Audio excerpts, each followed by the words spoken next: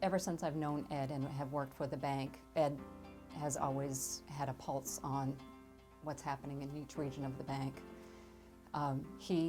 It's not uncommon for him to just call and say, okay, what's up? And he wants a general idea what's happening in the area, what's happening in the community, and what's happening for the branch and in general, as well as for its employees. I've known about 45 years. I first met him probably working nights loading blueberries over in Jonesboro. I've worked with Ed for going on 22 years, and over the course of those 22 years, there have been a lot of good times, but there's been some tough times. And Ed is like a rock during the tough times. He just toughs it out. He's a working man's banker. He loves the guys that go to work, and you know, Ed puts trust in people that he thinks work hard. Well, Machias Savings Bank really has been his home for 40 years. It's his pride, and it's really his second family. And we've had many generations of his second family go through in the 25 plus years that I've been here, and he makes us all feel the same way. He started here right after college, shortly after getting out of college, and he really transformed the bank from this little tiny brick building on Center Street to one of the major players in the state of Maine. Machias Savings Bank is known and recognized across the state, I think, as much for Ed personally as the bank itself, because Ed's presence is known and felt no matter where he goes. He's absolutely a legend in the banking industry and probably a couple other industries. I first met Ed when I was going to the University of Maine at Machias, and at that time he was doing some lending for my father, so I had to drop some paperwork off at the branch for my father with reference to that loan. And I remember being very intimidated when I walked into his office. And by the time I left his office, I felt very much at ease, very comfortable, and felt like I'd known him forever. An incredible work ethic. I mean, the guy's still in the office every day at 6 o'clock in the morning. Always has been, ever since I've been here. You know, and 7 days a week, 24 hours a day. You call his cell phone, he'll answer it. And leave him a message, he'll call you back. That's the kind of guy he is. I got my very first loan ever from Ed Hennessay, and I had just graduated high school, and I had known Ed from working somewhere around in the area, and I knew he was working here, and he had just started here. And so I called him up and I said, Ed, I need a loan. He said, you want to buy a house? I said, no, I just want to buy a Volkswagen convertible from Dalton Munson. He said, buy a house if you want to. And that's when, that was probably the first example that I have of Ed and realizing how far ahead of everybody else that he was. Now, when the time did come for me to buy a house, there certainly wasn't any other place I was going, because Ed had already planted that seed in my head. If I want to buy a house, I can buy a house. He'll finance it. The story is that this guy flew into Machias, and he came into the bank, and Ed met him at the door, and actually picked him up at the airport and walked him in. And I went to lunch with this guy a couple months later, and he told me that what really impressed him about Ed is when he brought him in the bank, the first person they saw was the janitor over in the corner cleaning. And Ed brought this guy over there, introduced him to the janitor at the bank, shook his hand, and proceeded to bring him upstairs. So this guy was really impressed that this is Ed Hennessay, and to me that's a great story that tells you who he is.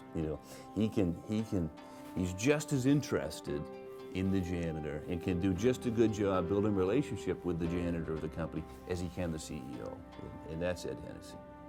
We have the Machias Savings Bank culture now, and when I think about Ed and the new culture puts on paper what Ed has always lived and demonstrated to all of us.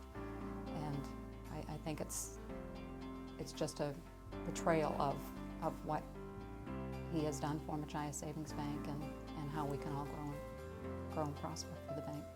Ed values self-reliance.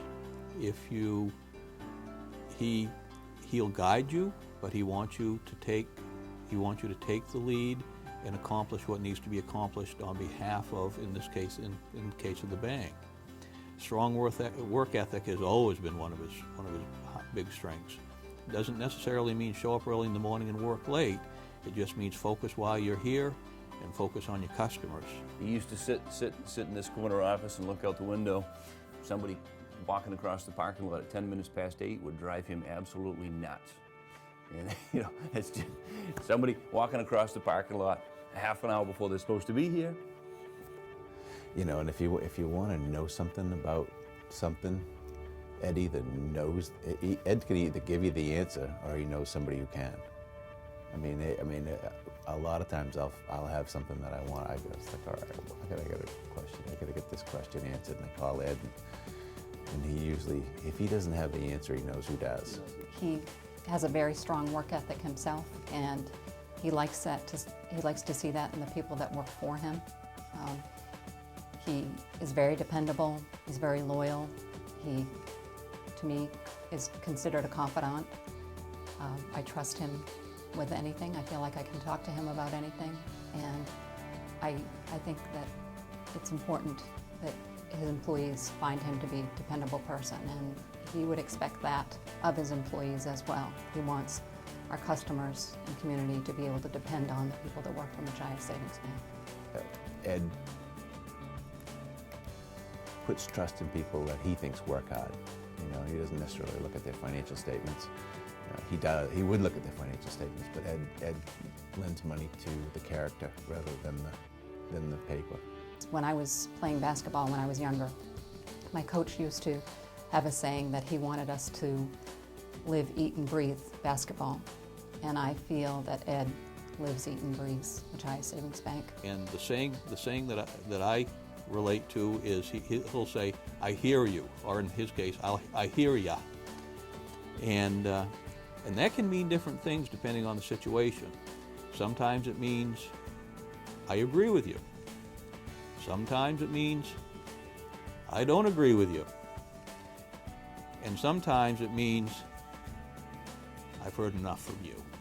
Even some of Ed's nicknames, one of the favorites of people in the area became Uncle Ed.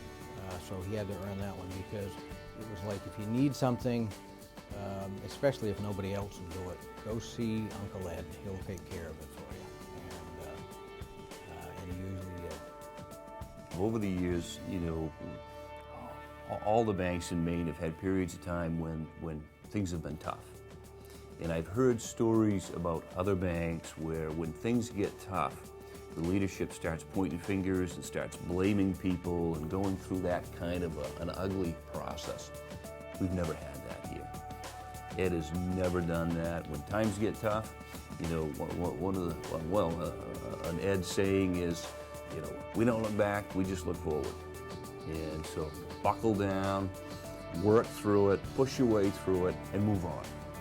No blaming, no pointing fingers, and so I mean that's the Ed that we've had for a couple decades. And just, you know, can't think of a better person to work with. You know, when I signed up, I expected it was going to be quite a ride, and he hasn't let me down.